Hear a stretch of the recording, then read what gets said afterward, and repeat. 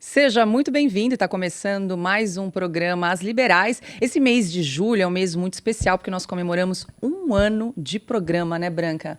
Muitas convidadas, muitas entrevistas, mais de 50 entrevistas que já realizamos aqui com convidadas muito especiais. Está um mês especial, de entrevistas especiais também. É isso aí, eu já aproveito para pedir para você que está nos acompanhando aí para curtir o nosso canal, deixar o seu like, o seu joinha, o seu comentário. O joinha é para interagir com a plataforma, para ela entender que você gosta do nosso conteúdo, para ela poder te recomendar outros conteúdos como o nosso aqui do canal da Revista Oeste. Se você tiver sugestão de um nome de alguém que você queira ver sentado, não no nosso sofá, mas na nossa cadeira, mande para a gente. Tem um nome que vira e mexe o pessoal pede, Branca, que é a Michele Bolsonaro, ex-primeira-dama. E eu quero confessar aqui, já que esse é o mês de aniversário, que nós já convidamos várias vezes a Michele Bolsonaro. Aliás, desde o ano passado, nós estamos tentando trazê-la aqui para o programa. Então, se algum assessora da Michele Bolsonaro estiver vendo aqui o nosso programa, fica já o convite oficial e público para que ela venha aqui conversar conosco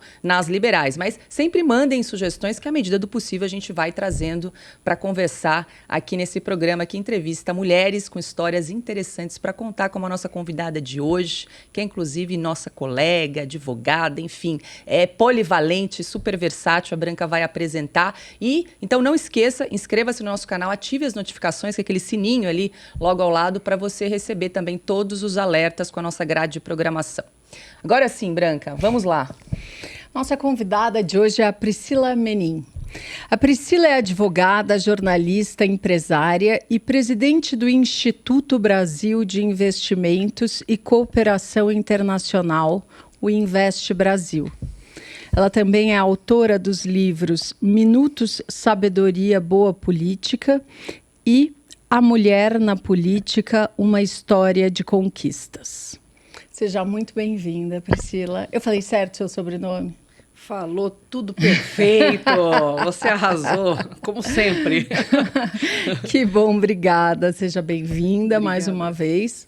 E eu queria começar perguntando que você explicasse um pouco para os nossos espectadores o que é o Invest Brasil. Primeiramente, eu quero agradecer a todos pela oportunidade, as mulheres empoderadas que fazem o ano que estão aqui nesse programa, enaltecendo o empoderamento feminino. Nós atuamos hoje de forma democrática, apartidária. Vou só pedir, aqui, como estamos aqui entre amigas, né? Se pedir para você falar só um pouquinho mais próximo. E aí, Priscila, se você quiser mandar um recado para a sua audiência, para as pessoas que te acompanham, essa é a sua câmera, tá aqui, ó. Pronto. Aí você fala direto eu estava procurando com quem que eu tinha que conversar aqui, pode viu? conversar com a gente. Também conversa com a gente, tem opções. Então, Fique ótimo. livre, que aqui é o programa da liberdade. Ótimo, as liberais, tem né? que ser. Eu até levei um susto, viu, inicialmente. Falei, nossa, mas aquele tipo de liberalismo que tem ali na conversa com essa mulherada.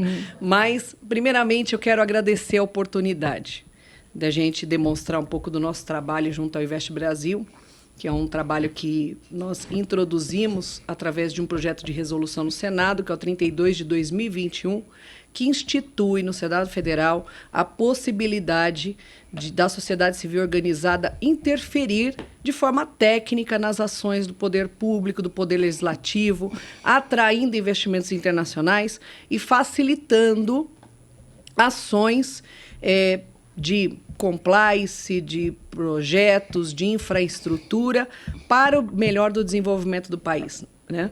E como ela me falou, a Branca, sobre os 2 livros que assim eu escrevi, Eu também estou terminando o 3º livro, onde nós vamos lançar agora dia 2 de agosto, e vocês já estão convocadas e não convidadas. Vai ser o lançamento dos 100 anos de investimentos estrangeiros para o Brasil, onde nós tratamos a época de 1923 a 2023, falando das oportunidades de investimentos que o Brasil teve e também, principalmente, os conflitos econômicos e que o país foi passando durante esse tempo, dentro do seu estado, a troca de moeda, as estruturas, que nós somos um país que estamos crescendo, né? Passamos por um governo militar muito grande, muito severo, introduzimos a democracia, criamos a nova Constituição em 88, isso recentemente, né? E depois disso... Já está toda remendada, né, Priscila? Sim, e depois de tudo isso, eu acho que o país hoje só tem a crescer, independentemente do seu governante. Nós que somos da sociedade civil organizada, que temos todo o interesse no desenvolvimento do país, eu acredito que temos que dar hoje sequência e não criticar mais as entidades governamentais, não criticar a política, porque nós somos base. A política é base da sociedade.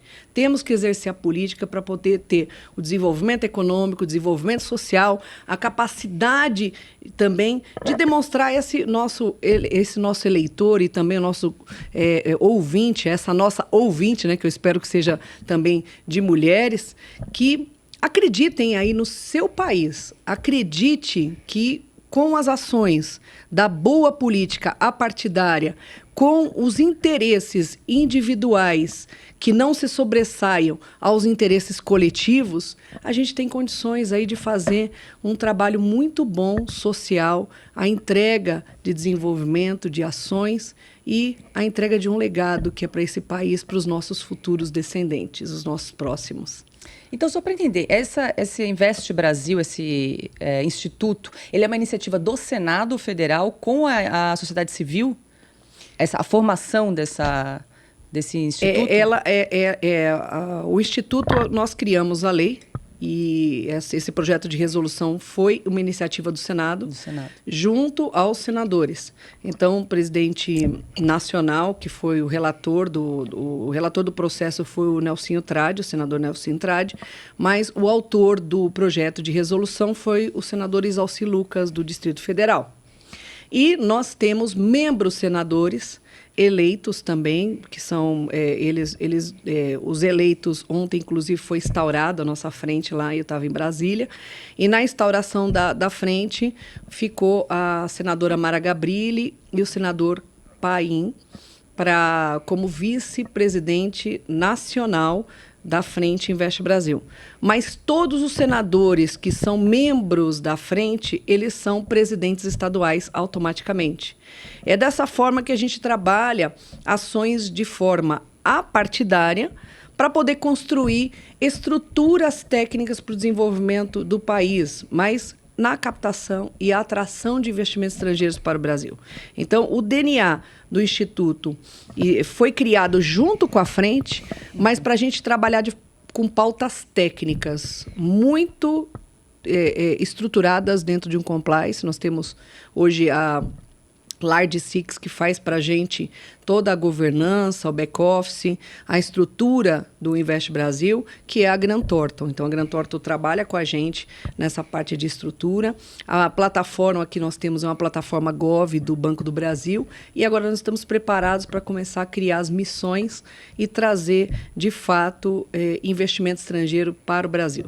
Os investidores estrangeiros procuram vocês? Como que ou não? Eles procuram uma coisa mais governamental? Mesmo aí vocês entram ou vocês divulgam o país? Como é que é esse? Quando nós começamos a estrutura da Frente Invest Brasil e desenhar esse arcabouço social e apartidário, nós inicialmente fizemos uma reunião com as embaixadas. Então, as embaixadas dos países tinham um ponto de vista, 2 anos atrás, porque o Invest Brasil fez 2 anos, né? Era um ponto de vista de que o Brasil ainda mantinha suas portas fechadas, né? E aí a gente perguntava, mas como o Brasil está de portas abertas para todos? Nós somos um povo que é acaloroso e que tem esse convite especial em relação a trazer as pessoas junto da gente. A gente é muito aberto, né, em relação às relações interpessoais. Mas, por outro lado, falta hospitalidade. Então, todo país, quando ele vem para um país para desenvolver ou para colocar o seu recurso, ele tem que saber transitar dentro dessas ações.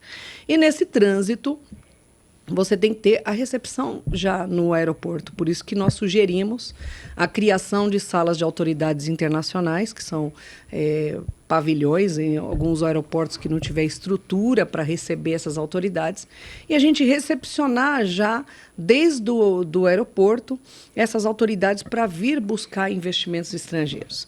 Então, a hospitalidade falta também a segurança jurídica ainda é uma pauta muito complicada no Brasil. Então, por isso, essa iniciativa do Senado Federal, porque o Senado Federal ele tem uma competência de estadista, né? Ele não é só uma entidade política.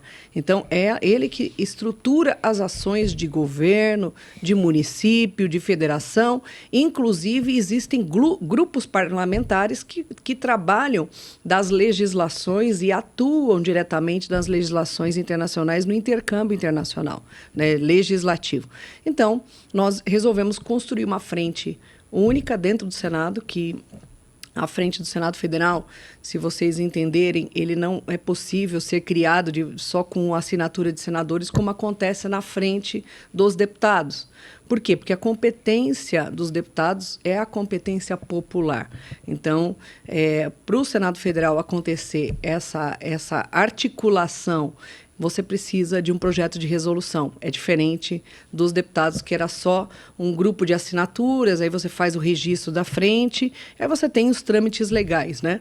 E, no nosso caso, para a gente poder trazer a interferência técnica, a interferência apartidária dentro das ações do colegiado desse Senado Federal, que é tão forte, que é tão respeitado, nós tivemos que criar esse projeto de lei, e esse projeto foi relatado, depois foi criado um decreto, que é o 16 de 2021, né? E com base no início do projeto, que era o 32 de 2021. Bom, você falou a questão de segurança jurídica, e aí, já que estamos num momento aí bem delicado, passamos a reforma tributária, o texto da reforma na Câmara, agora vai para o Senado, agora provavelmente será votado em agosto. E a gente sabe que a legislação brasileira é um manicômio tributário, tem esse problema, muitas vezes as empresas de fora têm essa resistência, porque não conseguem entender toda a burocracia, nossa legislação encarece o processo, não tem segurança. E aí, a frente, por exemplo, tomou alguma posição, um posicionamento em relação ao texto da reforma tributária, Priscila? Na verdade, a reforma tributária ela sempre passa por vários governos, né? Todos os governos novos, eles querem mexer na reforma tributária, porque é uma forma de atrair o holofote para a população em relação ao que vai ser feito. Normalmente, quando passa na Câmara dos Deputados, os senadores eles podem reformular as ações que são constituídas ali. Então, de fato, não existe um envolvimento nosso em relação aos interesses legislativos que são feitos dentro da nossa nação, da estrutura nacional. O nosso interesse é interferir sempre quando a gente pauta a atração de investimentos, né? Investimentos, só essa é a minha dúvida, de países ou países e empresas estrangeiros? Países e empresas. Tá. Então, se a gente tem... a gente é igual juiz, né? Se existe alguém que vem e nos pede para poder resolver uma ação pontual, então nós trabalhamos em cima dessa ação pontual. A gente não vai buscar, a gente fica um pouco na inércia, recebendo apoios e interlocuções internacionais para a gente poder dar sequência a um processo técnico. Então, nós tivemos até uma boa experiência na época do caso Ceitec, né? Que é uma empresa de microcomponentes, isso do governo anterior, que eles queriam liquidar a organização. E nós queríamos transformar em sociedade mista, porque ela tem hoje, o que, se vocês perceberem, na época da crise econômica por conta do Covid, os automóveis ficaram sem entregar por conta dos microcomponentes que o Ceitec faz no Brasil. Mas, quando nós fomos levantar isso junto ao Tribunal de Contas, nós identificamos que já existia uma liquidação dos funcionários. A empresa ela só estava ali sendo aguardado e sendo protegido através da sala limpa, que fica lá no sul do país. E essa sala limpa que eles falam é uma sala que custou alguns milhões e quase bi aos cofres públicos, né?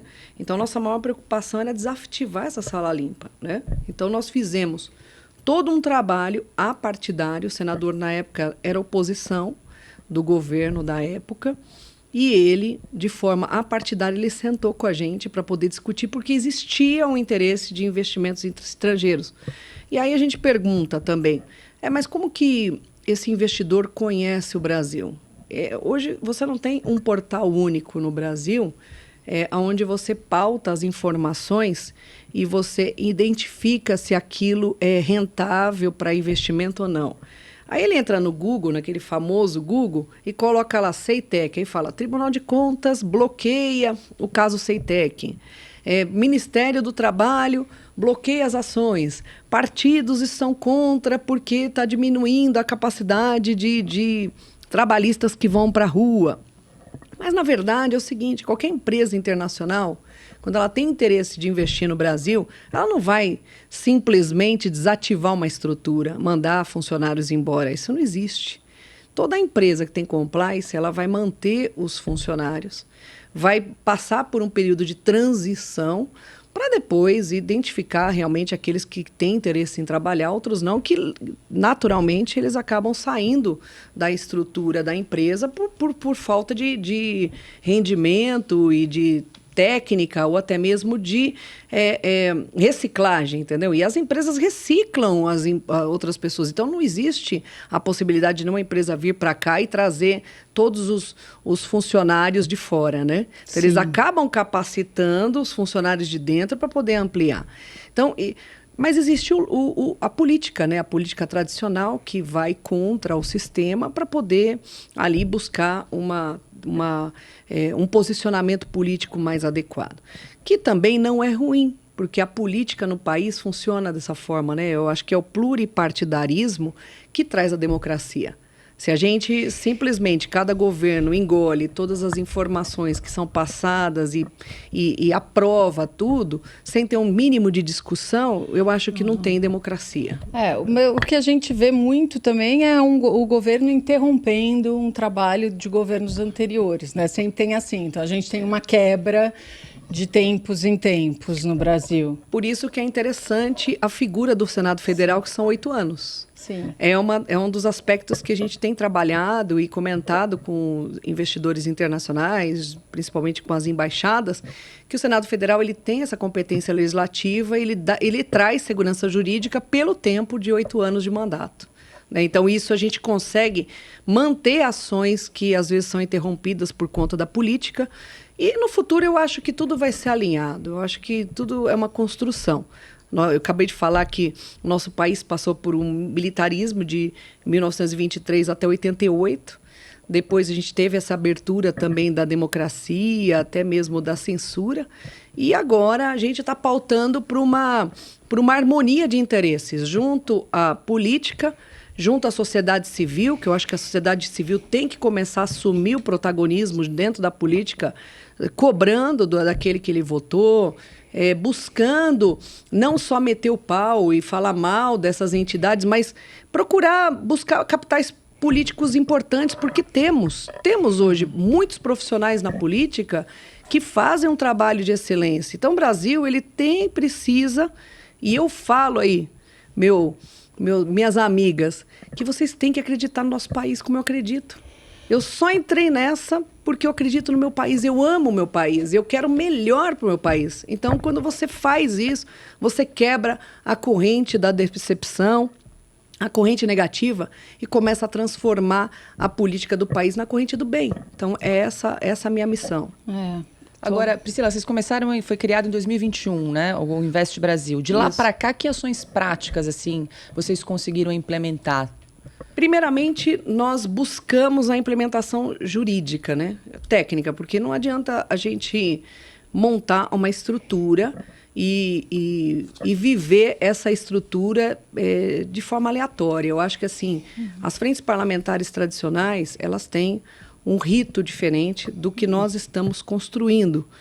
E não queremos ser mais ou menos que ninguém, mas a gente quer se diferenciar pelo excesso de estrutura que nós vamos trazer. Então, dentro desses 2 anos, nós fomos construindo a nossa base, buscando as moedas de troca de forma positiva, porque quando a gente trabalha a receptividade que hoje nós temos investidores para isso, de ocupar um pavilhão de autoridades e também estender isso para outras autoridades, porque nós sabemos hoje que é muito difícil, ainda mais com a rede social, a proteção de todos. Eu acho que nós temos que gerar o princípio da isonomia e proteger também as pessoas que representam o país.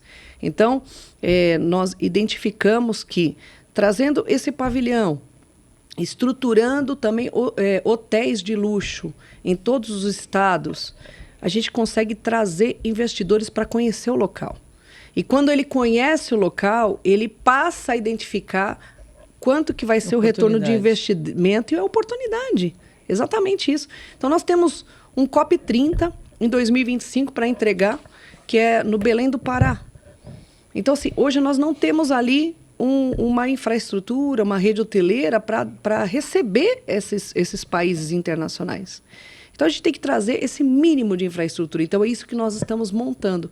Então, nos 2 primeiros anos, a gente trabalhou a questão jurídica, o que é que eu posso fazer, quais são os meus limites, para também não entrar depois num problema de tráfico de influência, num problema de corrupção, porque às vezes a gente vai pelo lado bom e acaba você barrando na seara, né, negativa, que muito embora eu sou formada também em Direito, sou especializada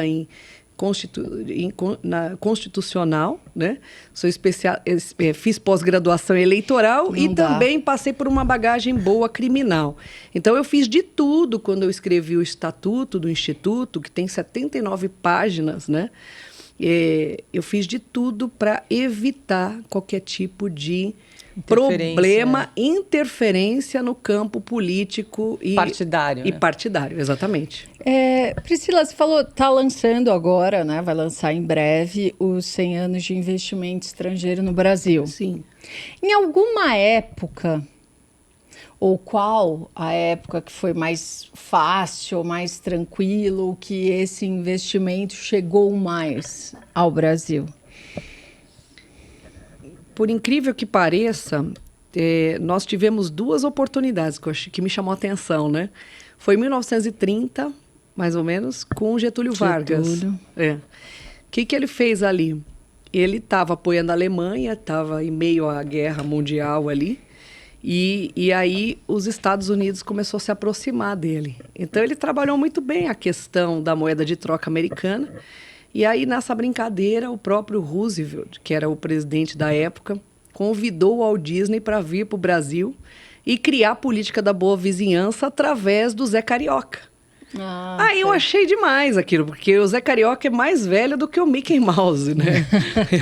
Então, ele criou a política da boa vizinhança porque o Getúlio foi muito sábio, né? Foi muito habilidoso, então ele não se comprometeu nem com um, nem com o outro. Por isso que eles brincaram com a história da malandragem do Zé Carioca.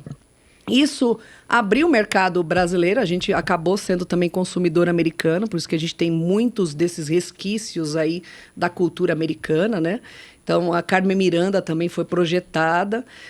O Walt Disney ganhou muito dinheiro com isso, não foi pouco. Ele também se projetou, eles estavam com problemas financeiros, até pelo estudo que eu fiz. E ele, dali por diante, ele começou a abrir o mercado da América Latina através do produto Carmen Miranda, Ari Barroso também, que depois ele conheceu quando ele estava abastecendo a aeronave em Belém do Pará.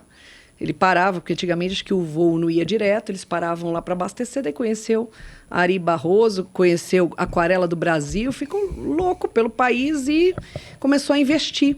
Então, nesse momento, Getúlio Vargas também ele quis estatizar todas as operações dele, então ele abriu o mercado de oportunidades para os países de fora virem investir no país, para ele poder ter essas ações aí públicas, né? Que até hoje o Brasil hoje vende, desestatiza para privatizar, para poder ter um trabalho melhor.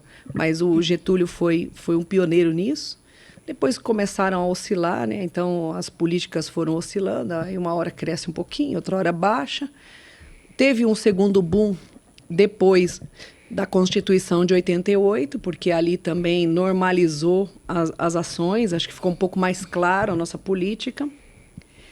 E melhorou depois do Plano Cruzado, que foi a abertura do Plano Collor, que foi o próprio presidente Collor na época, que com a URV, aí o Brasil despontou. Por quê?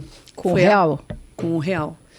Porque a URV, ela era uma unidade real de valor. Eu até participei disso. Vocês participaram disso ou não? Eu peguei. Você pegou? Eu peguei Tem uma criança, vaga mas eu lembrança. tenho Nossa, então eu sou mais velha que vocês, viu? Porque eu peguei bastante. Eu lembro de tudo, assim. Remarcação de preços. Sim, exatamente. hiperinflação. Até eu coloco no livro as notas que marcaram demais, porque não é da sua época não, viu, mocinha? Não. Não, menos ainda. Ele é uma criança. Mas as nossas notas eram assim, estava escrito assim, cruzeiro, depois cruzado novo. Aí, como estava mudando direto, aí eles colocavam como se fosse um carimbo, mostrando que aquilo era 10 URVs, entendeu? Depois 10 reais. Então, uma moeda cheia de números, aí eles colocavam um carimbo em cima. Então, assim, a gente usou muito essa conversão. Priscila Oeste, ela acaba de lançar uma série documental que foi escrita e narrada pelo Guilherme Fiuza, que conta a história do real em 14 capítulos. Que então, legal. como o Guilherme Fiuza escreveu um livro sobre isso, ele fez todo o roteiro, então está super explicado e tem uns detalhes de bastidores, super legal. Porque é uma história recente do Brasil que pouca gente, assim, quem tem menos de 40 anos não conhece. Sim, sim. Né? Não, muitas muito vezes legal. na escola passa batido. E realmente é um plano que trouxe estabilidade para um país. Porque eles foram muito inteligentes, porque eles equipararam o valor da moeda com o dólar. E aí eles começaram a mexer na inflação em relação a isso, eles já estavam bem equiparados também com a cultura americana, então a nossa moeda estabilizou. E ali a gente, nossa, é absurdo, de 20 bilhões de dólares de investimento passou a 400 bilhões. Era uma coisa absurda o que foi esse crescimento, que o Fernando Henrique conseguiu estabilizar. O Collor tentou 2 anos, ele abriu as oportunidades também dos carros importados, porque a gente tinha ainda aquela fama de falar que nossos carros eram carroças, né? E a gente só tinha a Volkswagen, a Ford, e eram poucas empresas, a Fiat acho que nem existia naquela época, e eram poucas empresas com carros muito inferiores, né? Do que já existiam nos outros países, né? Então, o Collor ele providenciou essa abertura de capital. O Fernando Henrique foi muito sábio, conseguiu estruturar muito bem essa demanda. E, por incrível que pareça, o Brasil estava numa ascendência gigante no último governo e que ceifou toda a possibilidade de crescimento com o Covid-19. Né? Então, em 2019, a gente cresceu mais do que toda a história do país, pelo estudo que eu fiz. Eram dados do Banco Central. A China passou a apoiar melhor, mas a China já investe no Brasil através de Luxemburgo, por incrível que pareça. Ela não aparece, então todo mundo fala que a China é a principal parceira do Brasil e tal, mas ela não aparece na história, ela aparece como Ásia recentemente. Porque antigamente os recursos chineses que compravam as ações no Brasil vinham de um país da Europa, não vinha da própria China, não era direto o capital investido, né? Mas eu acho que hoje, com toda essa nova retomada, independente do do novo governante, do governante que tem experiência, né? O presidente atual tem experiência, já teve o seu legado na época, aproveitou a onda do real, conseguiu estabilizar, fez uma articulação política satisfatória, porque, querendo ou não, ele soube trazer para o lado do arcabouço Brasil uma visão, uma visibilidade do nosso país, porque até então a capital do Brasil era Buenos Aires. Né? Eram contra o real, mas acabou beneficiando o governo. Né? Beneficiou e ele soube surfar. Então, é isso que eu falo, a política ela tem que saber usar e trazer profissionais, né? Eu acho que o profissional técnico numa operação faz muita diferença. Em tudo quanto é lugar, não é?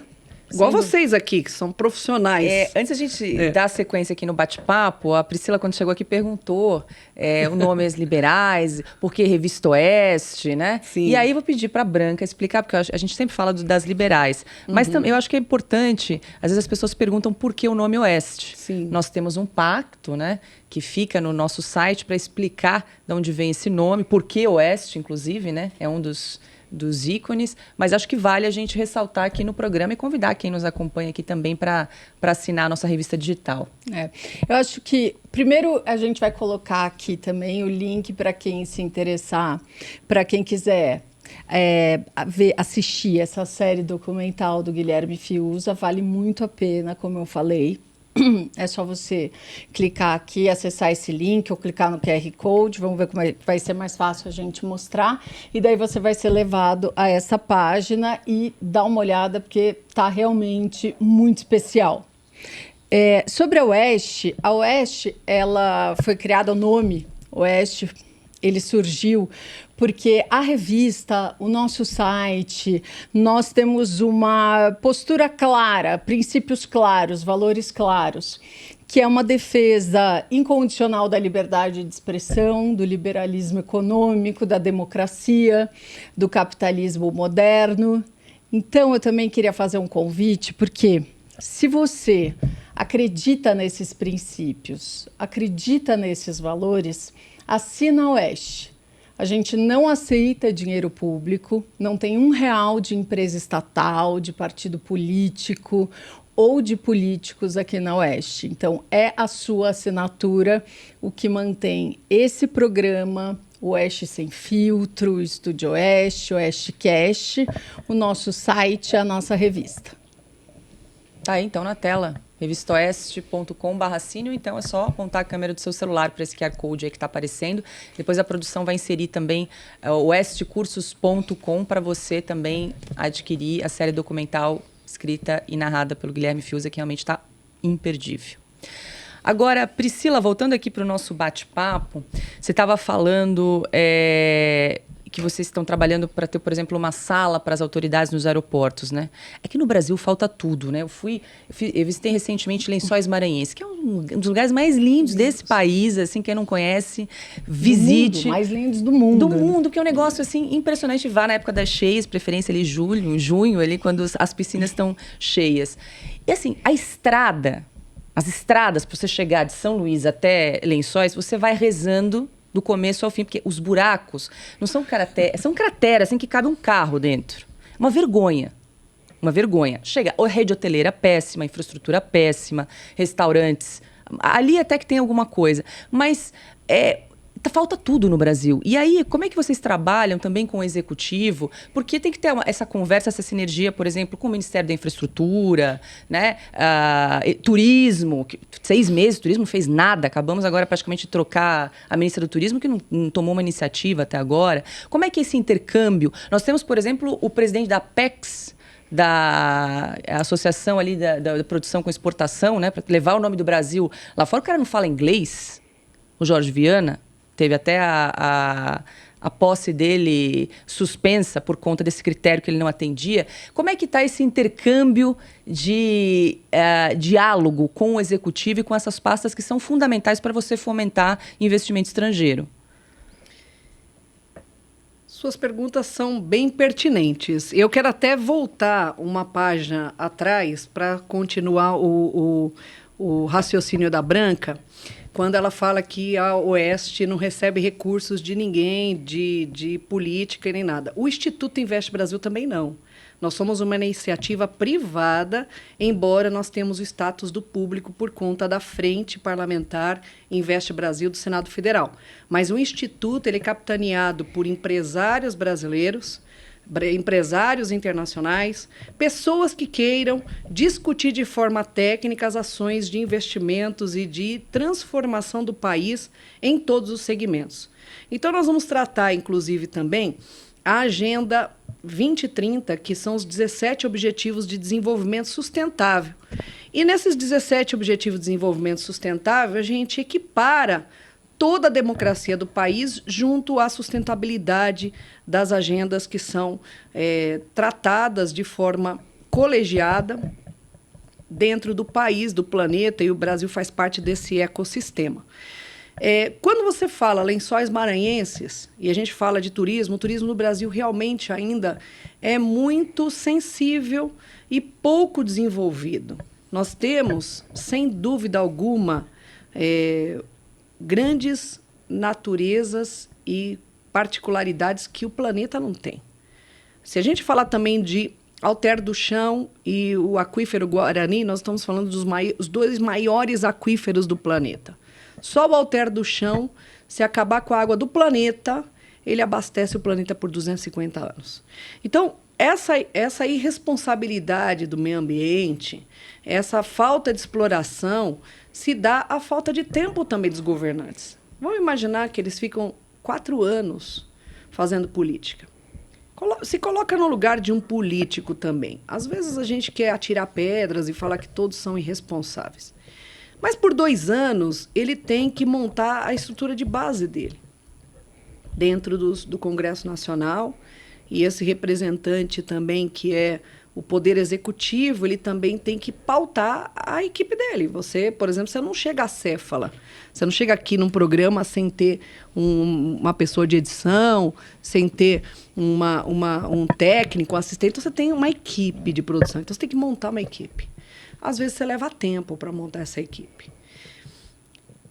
Tem também muitos dos departamentos, dos ministérios, que são concursados, né? Então, você tem a equipe concursada, que também faz com que você mantenha o procedimento técnico independente do procedimento político, né?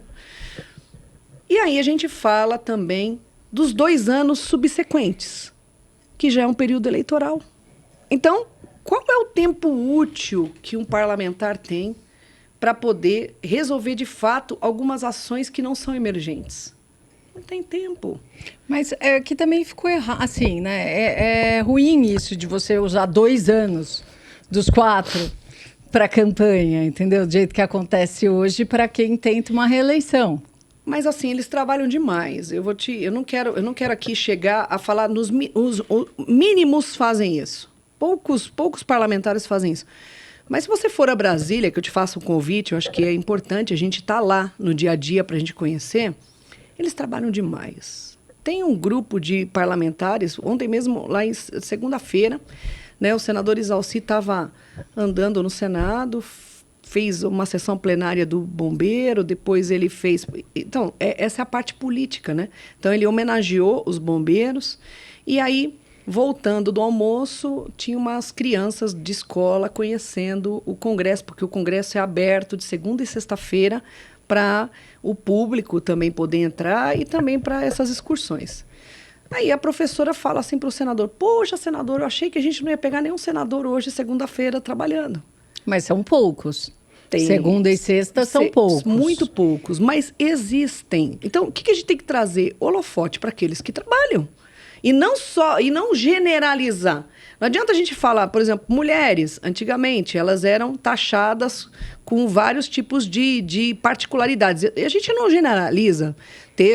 Aí quando a gente fala de empoderamento feminino, você volta a 200 anos atrás, você tem lá a Maria Quitéria, que ela era mulher, né? Teve a independência do Brasil e ela foi para a guerra, e ela se vestiu de homem.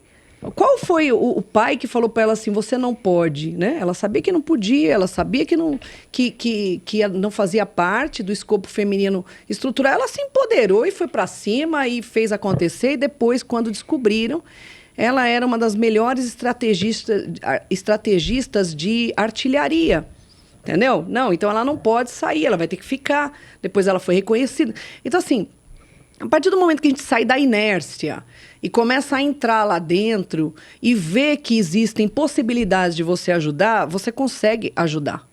A minha meta, a minha proposta é estruturar de forma de gestão para que essas coisas aconteçam. Então, aí sim, alinhar, que Mas aí te tem respondo, o respondo diálogo. a sua pergunta, alinhar os governadores. Então, eu tenho uma estratégia de começar a trabalhar a partir de agosto, começar a trazer os consórcios de governadores, entendeu? Porque se eu começar a trabalhar, fazer viagem e conhecer governo por governo, eu vou ficar por 27 estados e aí é muito mais difícil. Então, os consórcios, cada consórcio agrupa, tem um agrupamento de mínimo 6 a 8 governadores. Então, a minha proposta é trazer esses consórcios para dentro da Casa Investe Brasil, que trazer tem as também demandas, aí você aproxima o investidor com a demanda. Preciso aqui de talvez um hotel, um resort, uma estrada, e aqui eu tenho quem quer investir. Que é o que a gente quer nesse fazer segmento. agora. A gente quer começar a trabalhar em cima de Brasília, né? Que é a capital do país. Uma Pois é, capital... vocês estão agora finalizando um projeto em Brasília. O que é esse Brasília, projeto? nós temos uma proposta de criar o primeiro hotel 6 estrelas lá, né? Porque Brasília é a capital do país, ele tem que ter no mínimo de infraestrutura. Nós temos mais de 170 embaixadas em Brasília. Então, nós temos uma grande oportunidade para aproveitar os países bilaterais que hoje já fazem a parcerias com o Brasil. Então, nós queremos montar um hotel 5 estrelas, mas padrão 6 estrelas, com particularidades para trazer esses grandes investidores, como esses sheiks da vida, os países como a China, para trazer com que, fazer com que o Brasil apresente as suas demandas e faça uma agenda mais produtiva. E as ações também de investimentos internacionais, a gente tem que levar projeto. Não adianta a gente ir lá e pedir. O Brasil, ele é hoje estratégico em relação ao seu bioma no planeta. Todos querem ajudar e devem ajudar. Existe uma agenda de compromissos. E o Brasil faz parte desse compromisso de agenda. Mas por que não pegam recursos internacionais? Porque falta compliance, falta estrutura, falta um programa objetivo de captação de investimentos. Né? E real, né? E viável, e que inclua também um crescimento econômico junto com preservação ambiental. Falta quase tudo, né? Falta, exatamente. Então, e é cultural. Não dá para a gente também só falar, pô, é que eu sou muito... Eu entrei nesse sistema para poder melhorar. Então, eu não olho mais... Porque, assim, se a gente começar dentro da nossa casa, olhar para a nossa funcionária e achar que a nossa funcionária tem um monte de defeito, daqui a pouco a gente não consegue nem olhar mais para ela. A energia vai ficando tão ruim que você passa a se distanciar.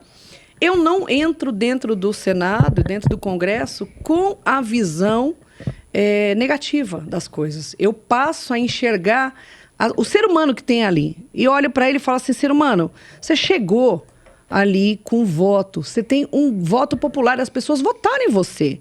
Ah, mas esse senador é bom, esse outro é diferente, o outro não sei o quê. Não, ele é representativo de uma população. Votaram nele. Ele está ali porque teve uma articulação de voto e ele está lá. Então, o que nós vamos fazer para melhorar aquilo? Aquela sensação de que ele pode ser melhor. Primeiro, tratar bem. Eu acho que quando você começa a tratar um ser humano bem, ele vai te tratar bem também.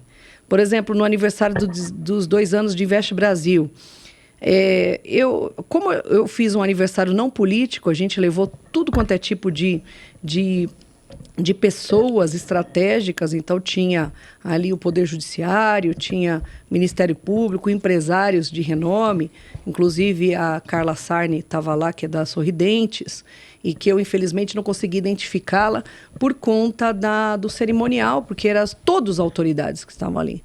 Ali existiam representatividades muito importantes do Brasil todo, inclusive até o próprio superintendente da Polícia Federal estava presente conosco. Naquele momento eu falei para o Zequinha Marinho, o senador Zequinha do Pará, estava o senador Carlos Viana, e eu vi que os dois eram evangélicos, né? E perguntei, falei, senador, ao invés do senhor falar um discurso político, o senhor poderia fazer uma oração de encerramento? Aí o Carlos Viana falou, o Zequinha, da denominação da igreja, ele é uma hierarquia superior a mim, então eu convido que ele faça a oração de término. Então ele foi lá e fechou com uma oração. Eu achei tão bonito aquilo, porque foi disruptível. Ele pediu para abençoar as ações que a gente tem para fazer. Então, quem é o Zequinha? É um ser humano que chegou com a liderança de votos deles para representar aquele público dele. Então, o que nós temos que fazer hoje? Trabalhar uma gestão. E eu convido vocês que estão aqui, os empresários e as empresárias que têm condições de me ajudar nessa empreitada, que venha, mas não venha com armados, trabalhando a política negativa, mas venham desarmados para a gente desenvolver esse país de forma coletiva. Quando a gente fala de Agenda 2030, a gente fala de igualdade de gênero, a gente fala de erradicação de pobreza, a gente fala de uma educação com qualidade. E é isso que nós vamos trabalhar. E a convite até da Renata, que é a esposa do Carlos Alberto de Nóbrega, nós vamos criar um programa de televisão, de fato, junto com o Moacir Franco, que ele também gostou da ideia e falou, não, nós temos que desmistificar os 17 Objetivos de Desenvolvimento Sustentável, trabalhar isso numa tradução com uma linguagem mais simples para a população passar a fazer o trabalho dela. Então, se a gente conseguir com que a população não jogue mais o lixo na rua, isso já é um grande avanço. Você mesmo teve lá em algumas regiões do Nordeste. Sim. Né? Então, assim, se a gente educar a nossa população com essa corrente do bem, falar, olha, não joga esse lixo, porque isso aqui suja os lençóis freáticos, isso polui o meio ambiente. E se a gente conseguir fazer isso, isso já é bingo, já é um desenvolvimento absurdo para o nosso país. Ô, Priscila, eu queria te fazer uma pergunta, mas antes, eu só queria retomar a questão do real, só porque a gente falou de vários planos, e só para deixar certinho, claro, que a gente teve com o Sarney, o cruzado, moedas, né? Estou falando de moedas. O cruzado e o cruzado novo. Com o Collor, o cruzeiro. Nisso nós tivemos 2 planos que não deram certo, que foi o plano cruzado e o plano Collor. E em seguida chegou o Itamar, que colocou primeiro o cruzeiro real, em seguida o plano real, que fez um período de transição com a RV até chegarmos ao real. Só queria, para deixar isso para a nossa audiência, essa ordem cronológica. Mas você fala bastante sobre isso, da importância da participação popular. E realmente tem. Isso realmente é necessário. Isso muda, né? A participação popular, seja dos pais numa escola, com os filhos, quando eles participam, isso muda a gestão e também muda com relação ao poder público. Agora, como você acha, de forma prática mesmo, que as pessoas, pelo menos metade da população também, acho que continua ainda um pouco desiludida com a situação atual do país, mas, enfim, mesmo com esta desilusão, como participar mais de forma prática? Até terminando também o quadro URV, se vocês tiverem alguma dúvida, entrem e comprem o livro do Fiuza, que está muito bom. Aí e baseado nesse livro, a série tive que fazer propaganda para vocês, né? Lógico, né? A gente está aqui, a gente tem que somar, dividir para somar. Mas como que a gente participa? Primeiramente, a gente tem que começar a sair do desconforto e zerar. Vamos zerar. A gente tem que zerar os compromissos negativos que a gente tem dentro do nosso coração. Eu tive, o ano passado, inclusive, eu fui muito surpreendida, porque no meio dessa correria toda, eu fui surpreendida por um câncer de mama. Então, aquilo me deixou em choque, porque eu falei, poxa vida, Deus, acredito nesse ser humano grandioso, e falei, poxa, como é que eu passo por uma situação dessa de saúde no meio desse terremoto que eu estou aqui, correndo e montando e estruturando e tal. Por outro lado, eu passei a identificar pessoas que passaram pelo mesmo problema que eu e vi que são seríssimos. Quanto mais tempo você demora para fazer um exame de mama, mais rápido é a chance de morte e a chance de cura é mais lenta, né? Então, eu tive essa surpresa. No meio do caminho, eu descobri que o meu estágio era inicial, mais agressivo, fiz radioterapia, fiz todo o tratamento, e ali eu passei a ter um olhar melhor também em relação a isso. Por isso que nós criamos, e agora nós vamos instituir, dia 1º de agosto, o primeiro centro de pesquisa legislativa, tá? Mas com base na ciência e no ensino, na academia, no estudo. Porque hoje as leis, elas são pautadas, até para fechar também aquela comunicação sobre o sistema tributário e tudo mais, não existe hoje um estudo preliminar, existe as articulações e as justificativas da lei que você passa para os departamentos do Congresso para avaliar se existe ali a constitucionalidade dessa lei, se uma lei interfere na outra, se ela não prejudica a norma, se ela tem uma eficácia plena. Então, tem um estudo preliminar, mas dali vira lei, né? Então, com base na ciência, e a gente vê que existem hoje tratamentos de câncer de mama muito melhores e mais eficazes do que o Sistema Único de Saúde hoje tem, eu resolvi incrementar isso e ser, assim, pioneira em fazer com que a população brasileira, os nossos parceiros internacionais e o próprio Poder Legislativo acreditasse que é possível a gente criar esse centro de pesquisa que nós vamos lançar a pedra fundamental dia 1º. Tá? Inclusive, o Dr. Leonardo Mascaro, que é um entusiasta hoje da medicina de alta precisão. Então, eu conheci essa pessoa através da minha filha, que tem autismo, um autismo leve, né? Que é o autismo dos intelectuais, que eles falam que é o Asperger, né? Mas ela tinha... O problema do autismo não é o autismo em si, sim a ansiedade que é gerada em cima do tratamento e em cima do diagnóstico, né? Então, ela tem uma ansiedade muito fora do comum, uma inquietude e tal.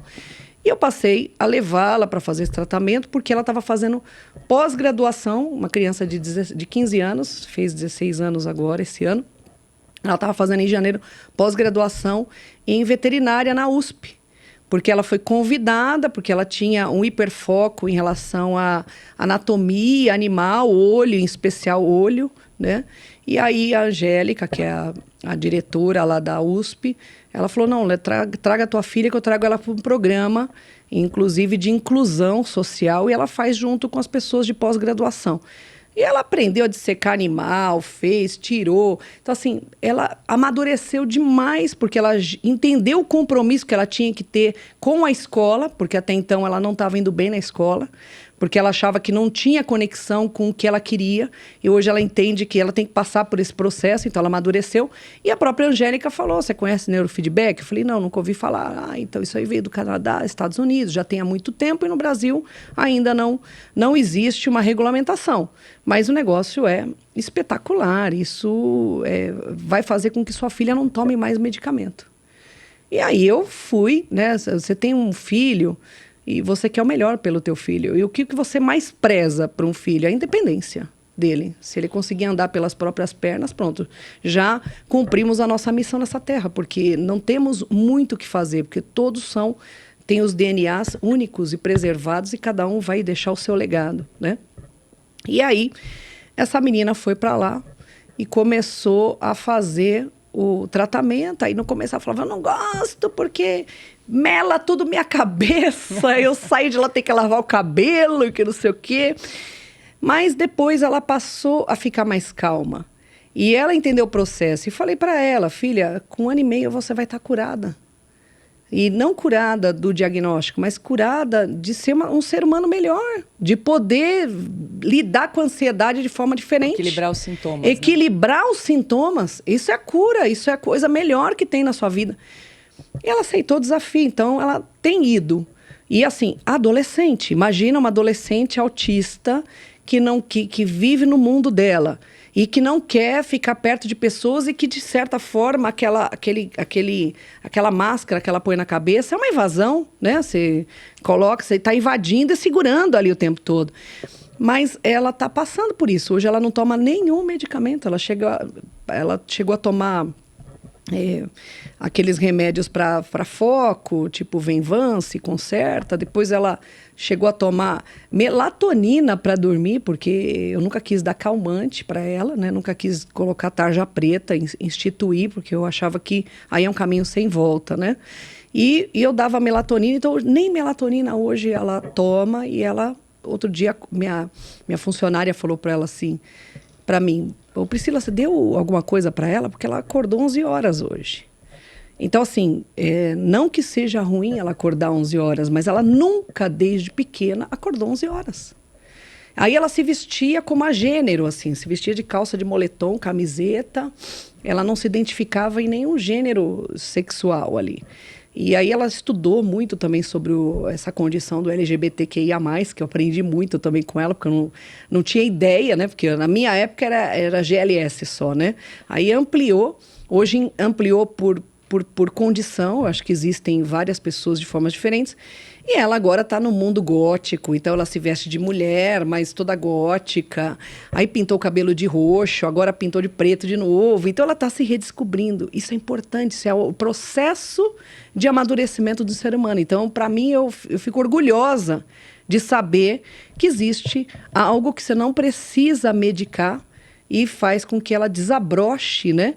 Como um ser humano, que é esse o nosso maior objetivo. Não, só um parênteses. O neurofeedback, também chamado de condicionamento operante de onda cerebral, só fazendo um parênteses rápido, Ótimo. porque a técnica eu vou falar porque o Leonardo Mascaro não foi combinado aqui. Não foi mesmo, a Branca está de prova. Ele é marido da Paula Leal e é o médico que trata da filha da Priscila. E isso não é esquema não, viu, pessoal? Isso aqui não foi combinado, não. E o Fred, que está aqui também acompanhando o programa. Na verdade, o Leonardo é psicólogo, né? Então, na verdade, quando ela falou, se usa uma touca eletroencefalográfica que faz a leitura da atividade elétrica do cérebro em tempo real do paciente.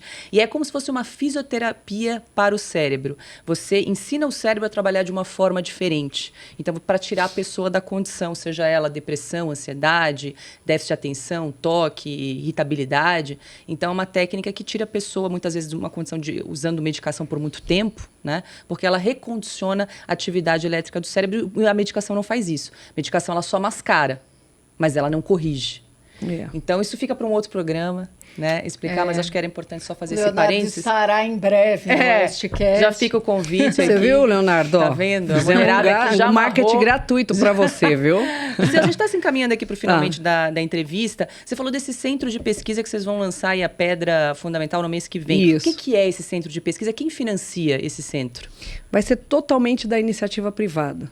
Nós conseguimos um espaço no Biotic, lá com o grande Gustavo e o Leonardo também, que são o Gustavo é o presidente lá do Biotic. Outro Leonardo. E o outro Leonardo, que é um gênio também, o Leonardo Socha. Acho que todos os Leonardos são meio gênio, viu? Ultimamente eu tô com sorte, porque eu só tô conhecendo o Leonardo.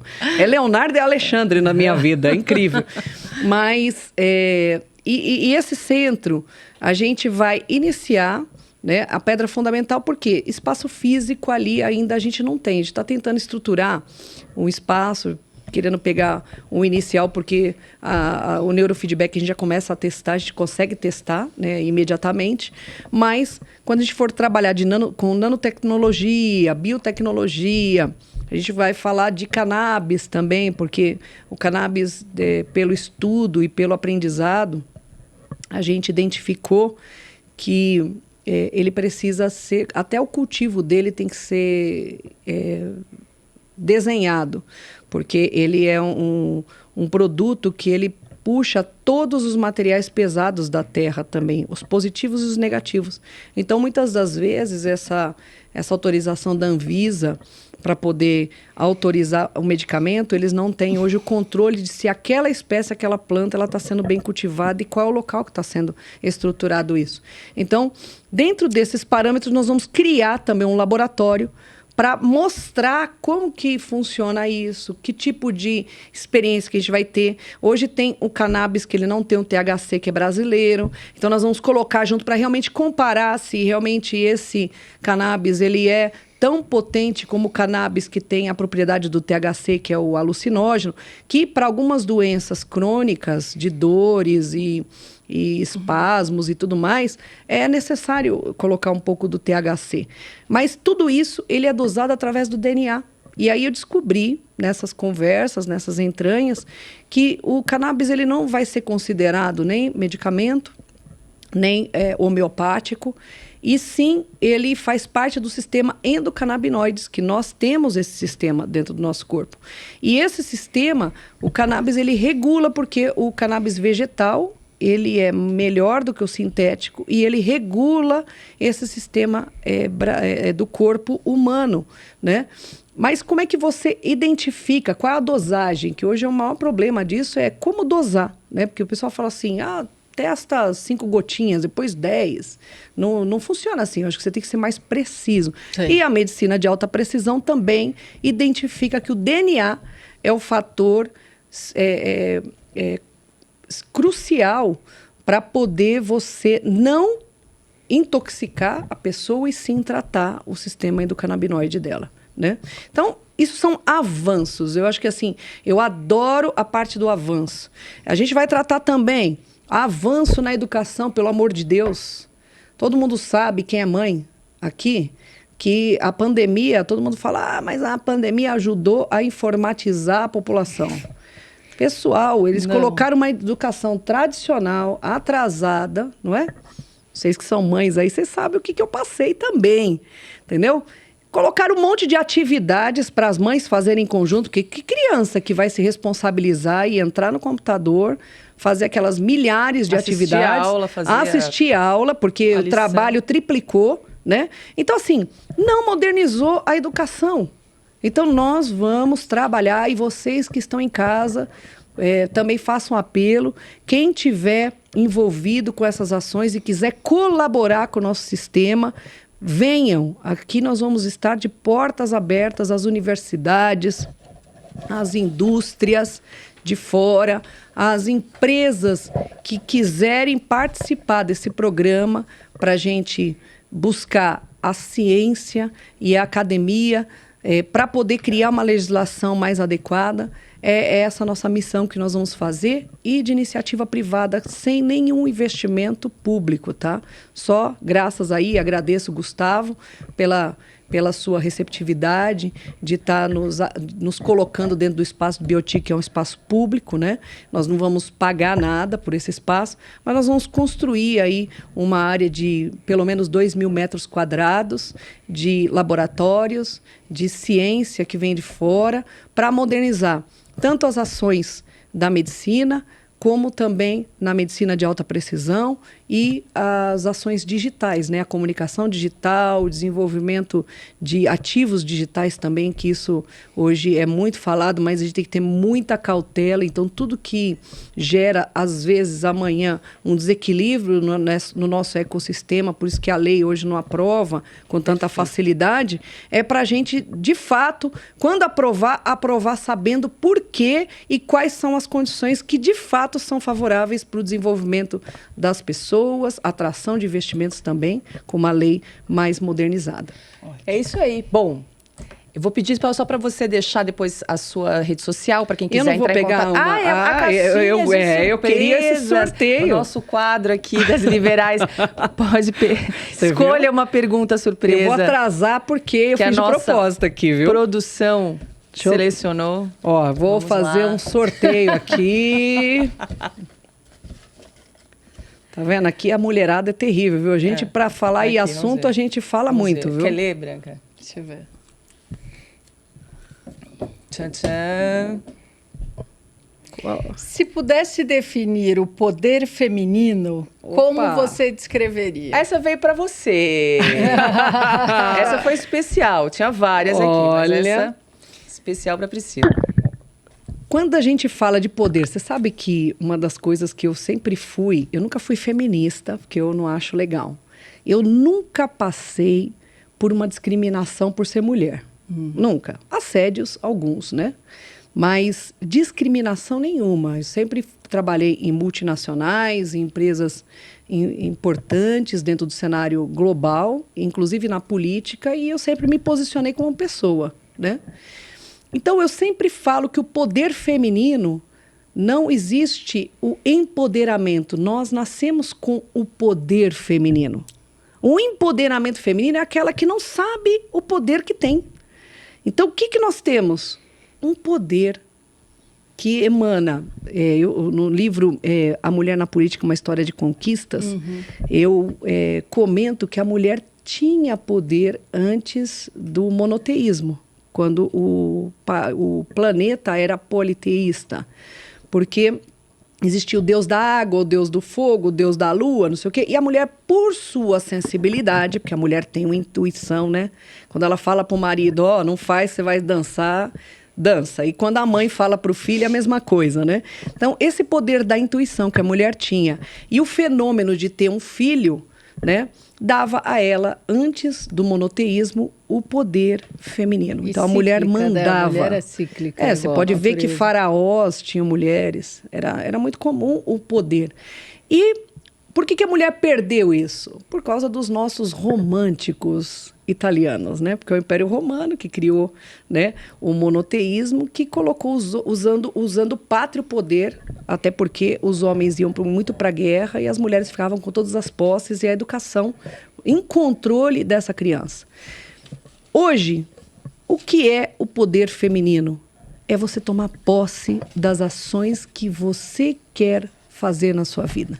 A partir do momento que você faz de forma aberta, que você estrutura aquilo que você deseja e que aquilo também faz parte de um bem para um colegiado, bem para a sociedade, é isso que você tem, é o poder feminino. E a mulher tem a magia da sensualidade, ela não pode perder isso nunca por nenhum masculino.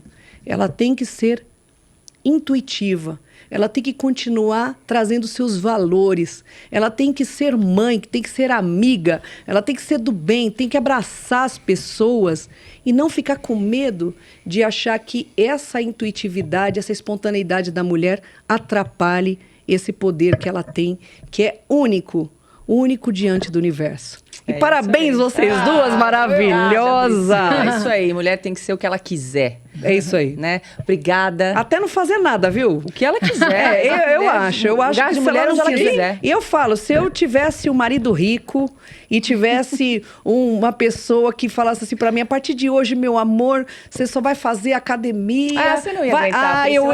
Mas eu ficaria. Só um mesinho. Você ia tirar 6 meses sabático, depois eu acho que os 6 meses. Não, né? Depois eu ia fazer trabalho social. Também é legal. Pronto. E o trabalho social a gente já faz todos os dias, isso né? aí. Quando a gente acorda. Obrigada, Priscila. Obrigada a você que nos acompanha. Acompanhe sempre as Liberais, todas as terças-feiras, às 8h30 da noite, no canal da Revista Oeste no YouTube. Não esqueça de deixar o seu like, o seu comentário. A gente te espera aqui semana que vem. Um beijo!